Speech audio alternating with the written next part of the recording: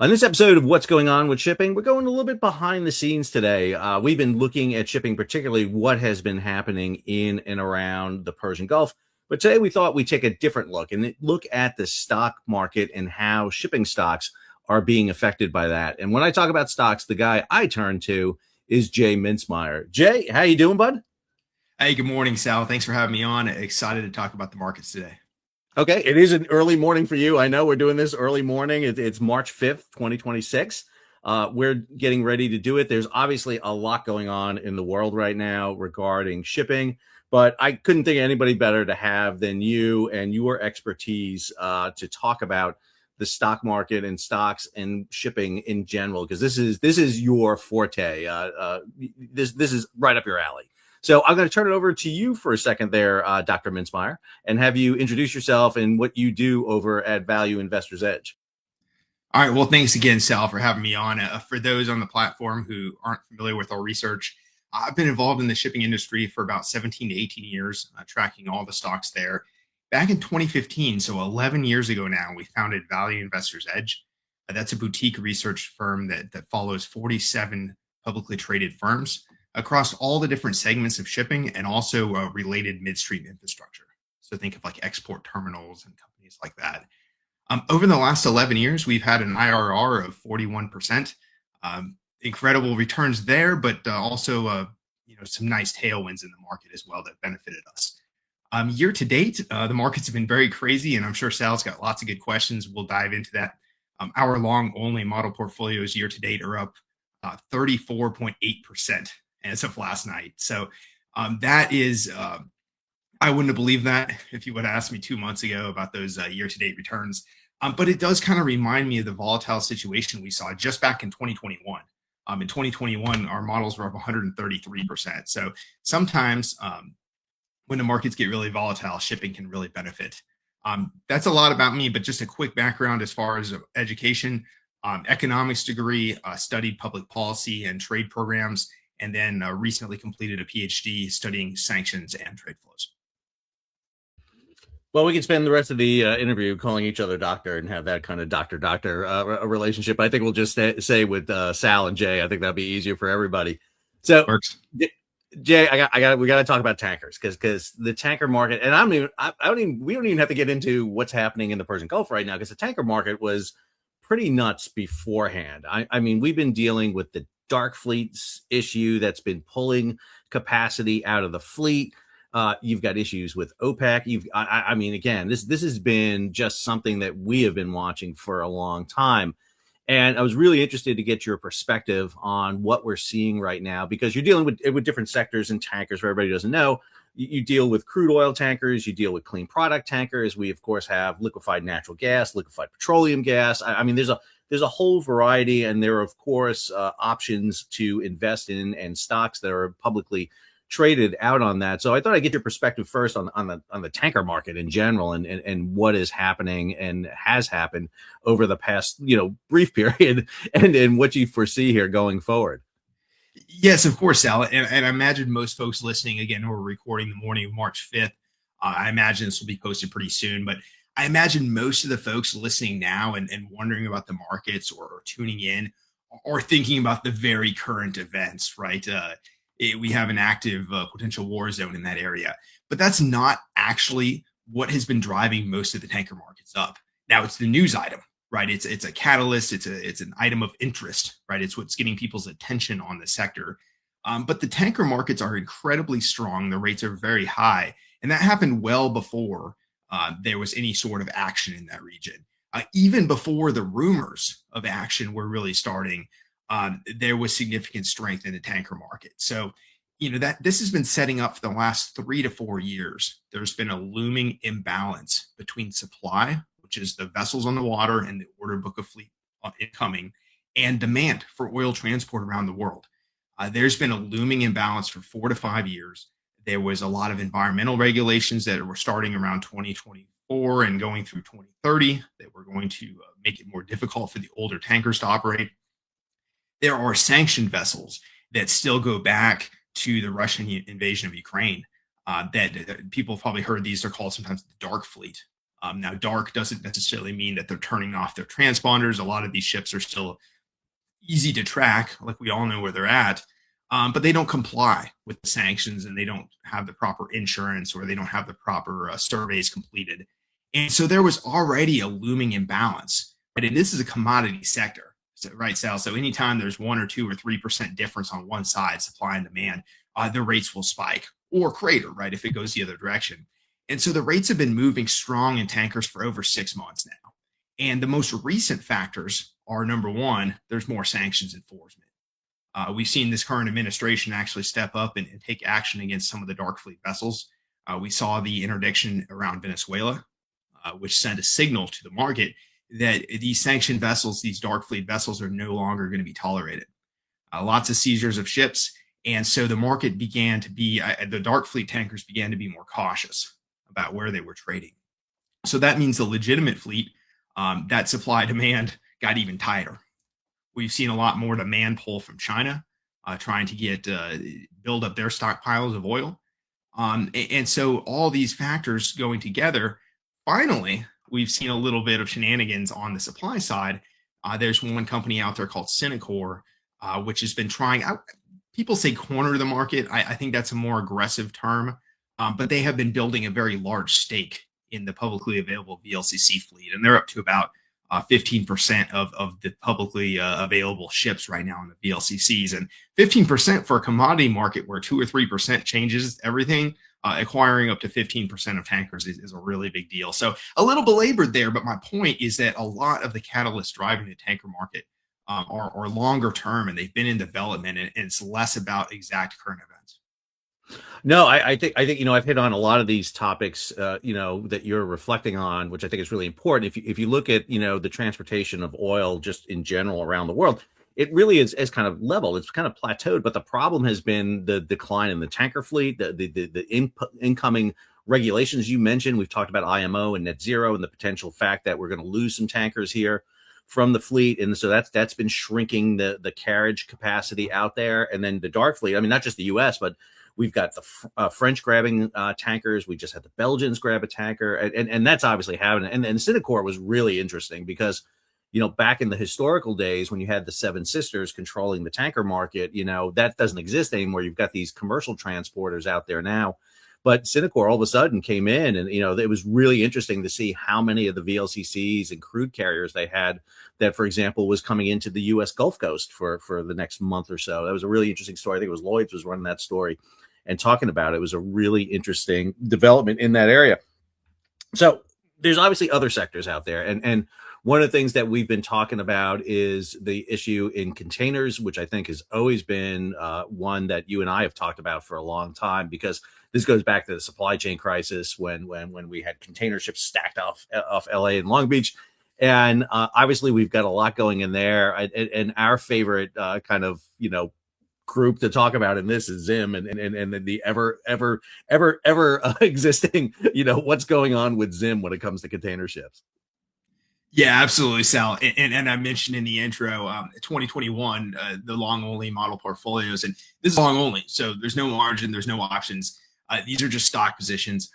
In 2021, we were up 133%, and that was heavily in part to the container ships and to Zim. Zim took on a life of its own. We followed that company since before the IPO. We're going to IPO at $15 a share. For folks not familiar with Zim, it's a container ship liner. It's an Israeli firm.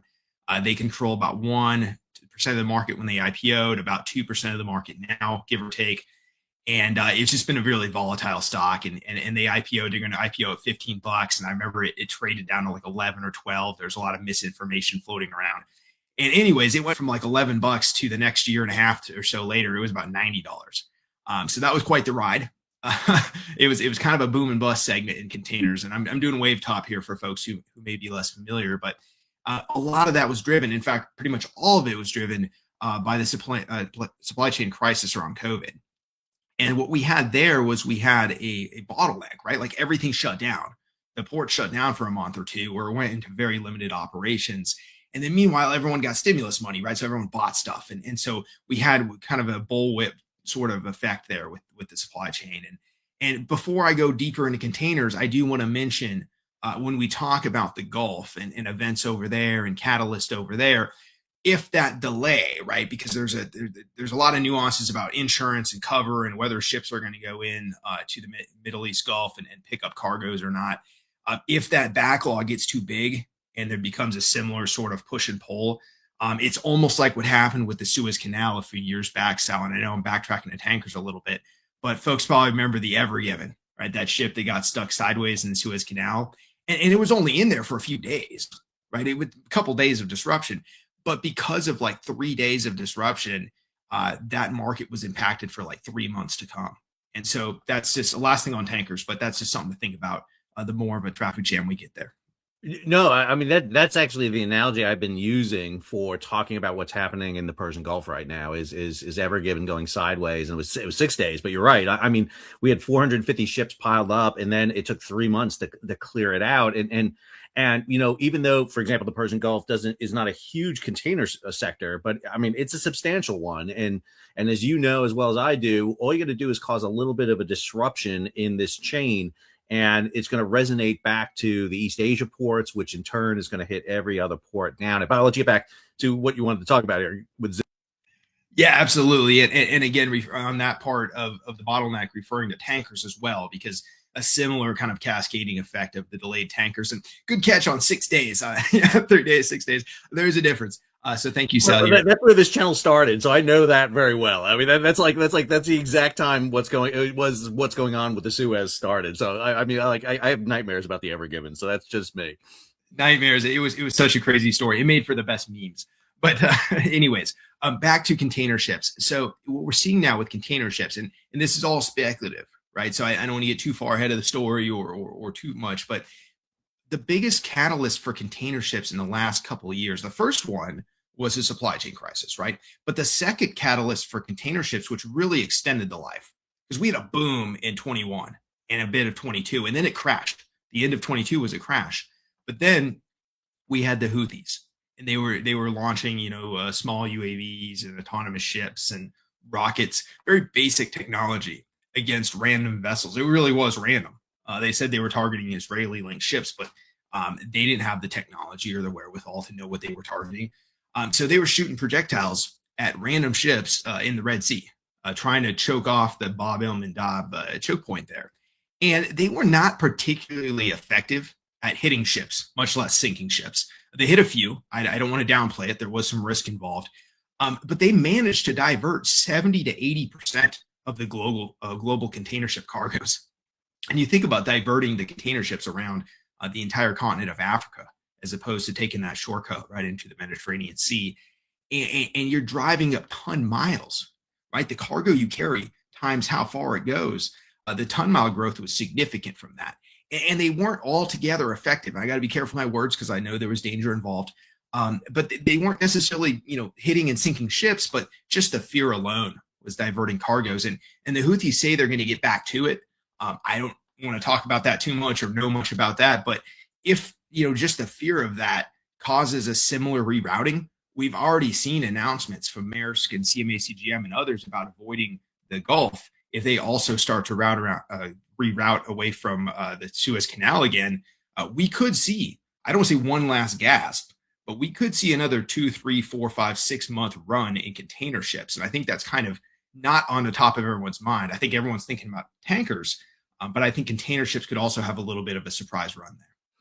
No, I think you're exactly right. And one of the things that I've always discussed is the fact that it's not so much the perceived threat to it, it's the insurance value. And it's like, what's the more economical route? And in terms of shipping at the time, the economical route became going around Africa. If I had to pay a 1% war risk insurance on $1 billion ship, it's more cost effective for me to go around Africa, burn some extra fuel. Plus I had the capacity out there. We had the building spree that was going on. We had excess capacity out there, and it worked really, really well. The other issue you had too is the container realignment was going on too. We had this whole alliance realignment going on. And that's an interesting thing with Zim right now, because we're listening to them maybe with this overture toward, or Hauppauge making an overture toward Zim right now. I don't know if you want to talk about that at all. Yeah, sure thing, Sal. Zim is close to my heart. It was a great stock for Value Investors Edge and for our fellow members and investors. And so Zim, they went through that boom and bust cycle. So they went from, like I said, they went all the way up to $90. They paid out some massive dividends. They had one dividend alone that was more than $17. And $17, they'd IPO'd the year before at 15, and here they are paying a $17 dividend a year later. So I don't think in history we've ever seen something like that. 1 year, a quarterly stock was more than the entire IPO. Anyways, Zim had crashed all the way back to $10, low teens. And, folks were saying, hey, it's left for dead. The commodity boom is over. And then we started getting some rumors and some overtures of there being a possible takeover. And so there was actually a takeover bid launched by the CEO himself, along with another Israeli businessman. And they were bidding in the mid 20s. The board got involved, some activist investors got involved, and now the deal is Hapag Lloyd is coming in at $35 a share. Now it looks like the deal's a little complex. They have what's called the golden share. Israel has the right basically to veto any sort of corporate change. So they're going to split the company, keep some of the ships purely Israeli under that golden share structure, and then take the rest of the ships out because these are international trading ships. They don't really service Israel. They're doing other sorts of cargoes and routes. So they're going to split that company up, and that's how they're going to get the deal done. But the projected close date is next spring, anywhere from March to June of 2027. So this one's like a slow motion M&A type deal. So I'm not really involved in that myself. Yeah, again, Zim has always been just fascinating to watch, and it's one of those companies that just like you said, it just shot up, and I remember all the talk at the time, and I was one who's like, was this going to go anywhere? And then man, all of a sudden, it was people were jumping on that bandwagon and taking a look at it. But it's reflective of the container market. I mean, that market was so crazy from 2020 once COVID hit, and even now it's still all over the place because of the issues that are affecting it. So the other sector I really want to talk about here is gas too, because we've been talking about liquefied natural gas, liquefied petroleum gas, two of the biggest providers out there. I mean, Russia is under sanctions because of the Russia-Ukraine war, but now we have Qatar. And Qatar isn't under sanctions. It's just on the wrong side of the Persian Gulf right now. So that's creating a problem in gas speculating, because now you're left with the United States and Australia out there. And obviously, you still need gas and a big shift toward liquefied petroleum, liquefied natural gas. So I was wondering if you could talk about that a little bit too. Yeah, certainly, Sal. From a demand perspective or from a consumer perspective, like if I'm thinking about electricity prices on end markets, very concerning things going on here in the gas markets. From a shipping perspective, right, from a shipping markets and shipping investor perspective, I see this more of sort of a flash in the pan. There might be a few dislocations. There might be a few charter rates signed at sky high prices because they're really trying to load that gas quickly and they're trying to get it out of port immediately. But in terms of the supply demand imbalance over the next year to two, really, Sal, what happened here is everyone was so bullish on the future of LNG. And I think that's correct. They should be. However, these terminals, these projects, these export facilities, like the Trump administration has been very supportive of, take 3, 4, 5 years to develop. And so an LNG carrier usually takes about 3 years from when you order it to when it gets on the water. And so all these terminals have been announced and all these new projects are coming online, and the U.S. is poised to be perhaps the world's biggest LNG exporter. Well, the owners are seeing this and they're buying ships against it.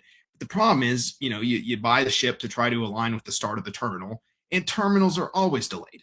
Whether it's 3, 6, 12, even 24 months, they're delayed. And so we see this mismatch upcoming where the new supply coming online is maybe 50% higher than it should be over the next year to two. I think eventually as the terminals come online, it'll start to balance out. But Sal, it's a bit of a flash in the pan, I think, for LNG. People might be able to trade it in the stock market and do okay for a few weeks or a couple months. But as an investment, it's not really something we're too interested in. I'm really more interested, Sal, in tankers as a trade. And we talked about that. Tankers are like the new containers, right? And then we talked about the container ships having a little bit of a run there, 3 to 6 month run potential. And then, Sal, my other segment, I'm pivoting you away from gas, but I'm glad we talked about gas. The other segment I'd like to talk about is dry bulk. No, and exactly what I want to talk about too. And I would add one other thing on the gas sector to be kind of worried about is the Trump administration's plan to really try to get some cargo shifted onto U.S. flagged vessels, which is going to cause another disruption in that market in some ways, I think. And I'm not exactly sure how it even happens, but this is something I know that the administration is looking for. Dry bulk, we've talked about this on the show too a lot. You know, the biggest sector in shipping is dry bulk. It's literally picking up the earth and moving it, and that's the sector that we've seen grow and when I say sector, I mean in terms of shipping and tonnage. That's the area I was just down in Australia back in October at Port Hedland, which is in northwest Australia. And Jay, this is a port that moves 750 million tons of cargo a year out of it. I've never seen anything like this in my life. I mean, you know, nearly 24 ships pier side, 40 to 50 ships out at anchor. I mean, it was an insane amount of iron, coal, lithium, you name it. And I don't think most people appreciate how big this sector is in terms of it, in how it's developing with new ports and new trade routes developing all the time. So I'll let you talk about it because you're better equipped to talk about it than I am. Well, that's a phenomenal experience, Sal. I'm glad you got to get down there and visualize it. I have not been to Australia myself. The Port of Hedland, to me, lives on my coded spreadsheet. When I was analyzing the China-Australia Cold War a few years back, it was Article 2 of my dissertation series, and I remember coding the numbers, and I even was I'm very aware of the trades and the ports, but I remember seeing the raw magnitude of the trades as I was typing in the vessels and the routes, and it was eye-popping even on a spreadsheet. So I'm glad you got to get down there and see that in person. But anyways, dry bulk, iron ore, coal, grains, like you said, moving to earth, moving to agricultural products. By far, the number of ships in dry bulk is the largest, much larger than tankers, much larger than containers. So the thing we're focused on in dry bulk, Sal, and I'll get you some charts that we can throw in here as well, is again the supply-demand imbalance, and specifically in Cape sizes, the largest main class of dry bulk carriers out there. There's a significant mismatch on ages. There's about 45 to 50% of the fleet which is trending towards obsolescence within the next 3 to 5 years. So if you got up to 50% of the fleet obsolete in the 2030s, early 2030s, you need to replace it, right, with 50% of the fleet on the order book. Meanwhile, the order book's only about 10%. So we're not seeing the level of investment in new ships that we're going to need to see just if we hold everything flat. If we see growth in the market, then the imbalance is even bigger, Sal. And that's what's very interesting about dry bulk is there's a major new mine Guinea called Semendo, and that came online last November, so just about 3 to 4 months ago now, and that's going to ramp up through 2030. And this is a very strategic mine which is heavily funded by the Chinese, because China right now, they depend on 2 markets for their iron ore. They depend on Australia and Brazil, and I think it's pretty clear to say that Australia is not super aligned with China, and Brazil kind of flip-flops, right? Depending on who's in power over there, right? Sometimes they're really aligned kind of with the US, and sometimes they kind of cozy up to China, but at best they're kind of a swing, right? They're not super reliable to to China and maybe not to the US sometimes, right? But they're kind of a swing country. Whereas Australia, you think about the Quad arrangement, right? And you think about them and aligning themselves with Japan and with India and the US. This is not the country that China wants to align themselves too heavily in if tensions build up. Right, so China has been funding for a long time this mine in Guinea, which is in Western Africa, and it might be helpful to throw a map out there for folks. I was learning it myself too. I'm like, okay, I got to pinpoint this thing. And so in shipping, what matters is ton miles, the cargo capacity times the distance.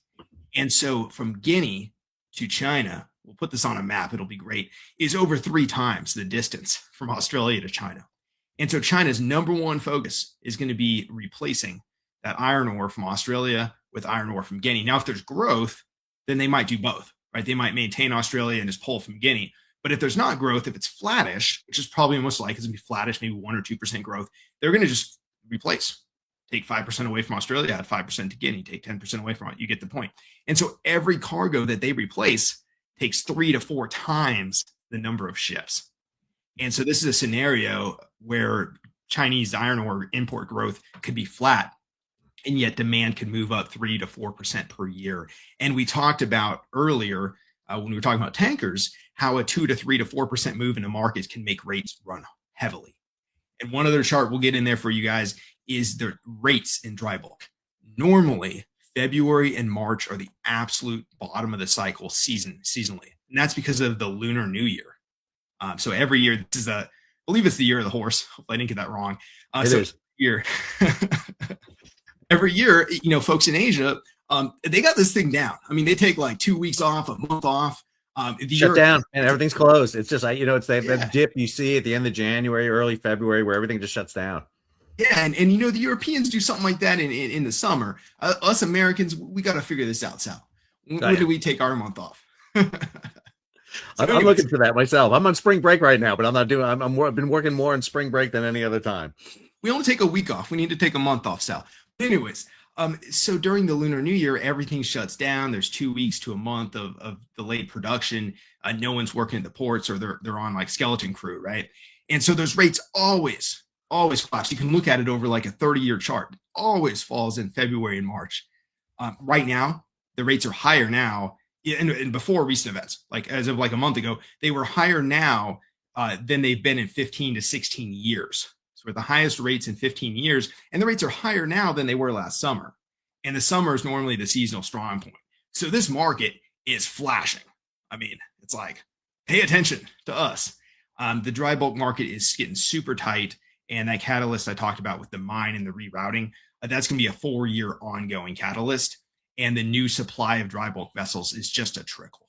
It's not enough. And so as an investment, right, because people like to talk about trades, people like to talk about investments. And so when I think of a trade, I think of something that we're riding based on the current rates, based on the current catalyst. Maybe it's 3 months, maybe it's 4, maybe it's 6, but it's a trade, right? It's not something we're going to buy and hold for years. And so tankers are the clear trade here. But as an investment, something that I might be able to stick around with for several years, based on improving fundamentals and things getting better and better, I'm really a little bit more into dry bulk on the investment side. Yeah, well, I have to agree entirely with your analysis there. I mean, the fleet's getting older. We're seeing that. The statistics are showing that across the board. If you look at the order book, nobody's ordering bulkers. I mean, it's containers. It's the number of container ships is insane that they're ordering, and then LNG because of the huge upfront cost and very expensive, and it takes a long time because of the mechanics on board and the machinery that's needed on that. Bulkers are simple, but in some cases they just don't order them. And as you said, you've got these really long, laborious routes around the Cape of Good Hope.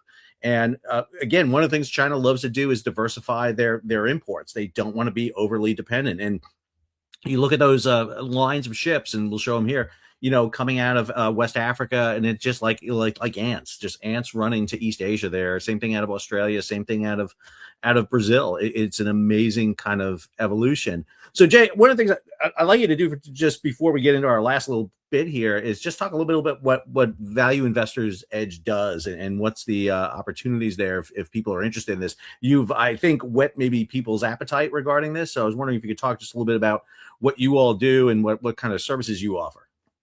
Yeah, absolutely, Sal. So Value Investors Edge is a research platform. It's subscription based. So we offer annual subscriptions. We're available on Seeking Alpha. So that's the website that hosts our platform. Seeking Alpha has lots of different investing groups for different topics, whether it's energy, shipping. In our case, there's a lot of income companies, things like that. So we're actually the number 2 out of about 130 services available on Seeking Alpha. We've been there since 2015. The team has expanded. So right now it's a team of 11. So I'm just one person. I'm really just the founder of Value Investors Edge at this point. Obviously, I help guide the team and things like that, but we have a head of shipping research. We have a full-time macro person, full-time energy person, full-time data analytics, reporting news. You get it. There's a full-time person for everything in the business. But we primarily work with medium to high net worth individuals, hedge funds, family offices. The price point for our platform is a little bit more, I would say, like a premium price point. It's for folks who really want to get the deep analytics into the sector. However, we do offer 1-month trials. We do paid trials, right? Because with free trials, we had some issues with scammers or people coming into the chat and spamming things up and really kind of disrespecting our analyst time and attention.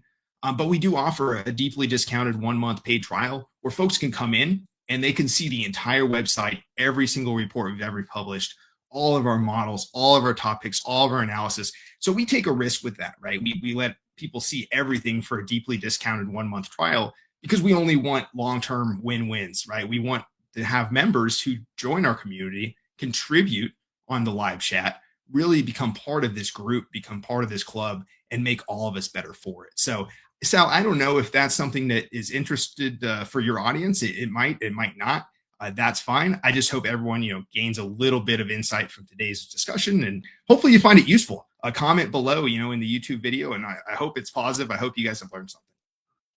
Yeah, and I'll have again, we'll show you everything with that and links over to it, so that if you are interested in it, you can go right on over to it and put in the information below and be able to join and get into Value Investors Edge. All right, Jay, let's talk about the last part here, and let's talk about what you're thinking about going forward. So we've talked about a lot of things. We talked about tankers. We talked about who to watch here.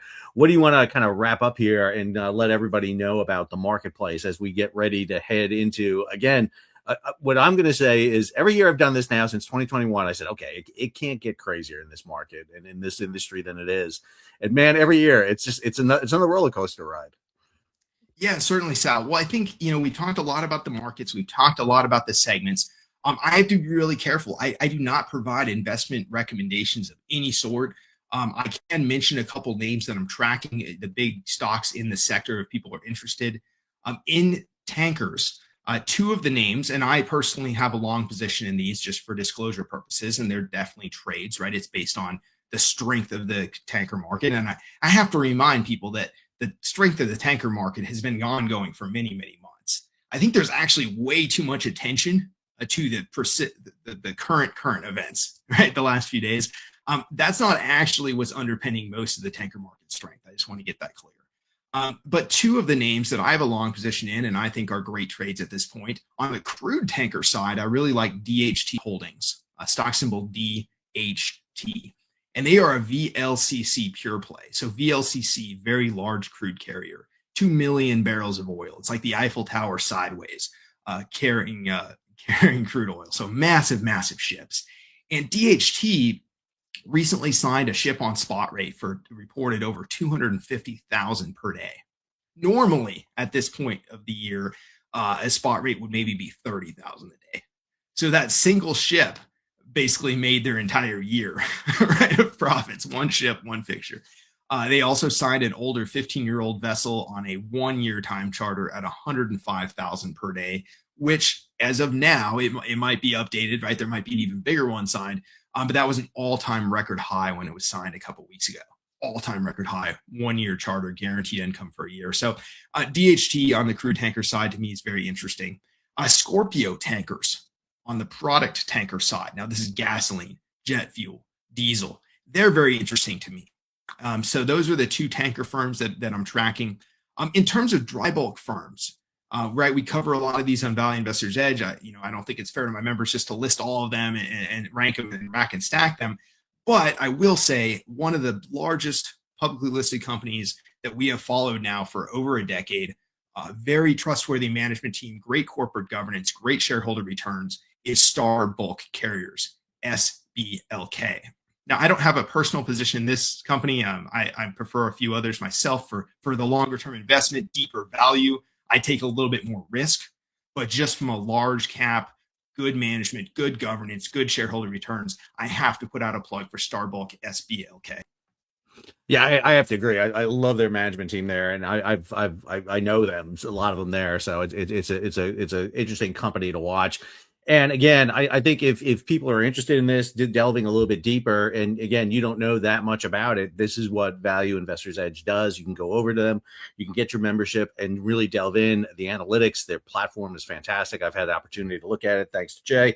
I appreciate it a lot. And Jay, I always appreciate you coming on and providing your expertise. I think it is great. You and I have been doing this now for many years. We haven't gotten a chance to get together and do this recently, but we thought that this was a great time to do it. And one of the things I'd like to do is invite you back here, maybe quarterly, when we have these discussions and talk about it, because this is an ever-changing view. And, I look at the mechanics of shipping, but, you're looking at the financial side, which I think is a really important thing. As I keep telling everybody all the time, if you don't understand the finances of shipping, you're not understanding shipping. And that is the key, I think, for that. Jay, I'll give you the last word. What do you want to end this on for us today? Well, I just want to thank everyone for their time today, for reviewing the video. Hopefully y'all learned something. If there's any critiques or criticisms or ideas or anything you want to pass along, please post it in the comments. They always say don't read the comments. I always try to read as many as I can, so please feel free to put your unvarnished feedback in there. Sal, another thank you to you. I followed your channel since it was launched, essentially. And to see the growth that your channel has had, it is so well deserved. And I'm just so blown away by how well the channel's done, and really brought a lot of overdue attention to shipping to the masses. So thank you for everything that you do, Sal. And thank you to the audience for supporting this gentleman in his quest to bring shipping to the masses. Well, Jay, I appreciate that a lot. I always joke about the fact that I am not as smart as I ever appear. I am smart because I hang around with smart people, and I know who to ask questions to, so that I can look a little bit intelligent at times. I don't think I always pull it off at times, but I do the best. Jay, thank you so much. And to everybody else, we want to thank you for tuning in today. Again, Jay Mintzmyer over at Value Investors Edge. Jay was able to give us that kind of really good perspective from the financial level. So if you enjoyed today's episode, hey, why not take a moment, subscribe to the channel, and hit the bell so be alerted about new videos as they come out. Leave a comment, share it across social media, and if you can, don't just support the page, but head on over to Value Investors Edge and check out their platform and site. And again, if you're thinking about stocks and you're thinking about shipping, again, you need to get the information. Shipping is a very niche little marketplace, and any advantage you can pull, I think, is very important. But again, if you want to support Value Investors Edge, head over there. If you want to support me, you can hit that super thanks button down below, or head on over to Patreon and become a monthly, yearly subscriber. Until the next episode, Sal, sign off.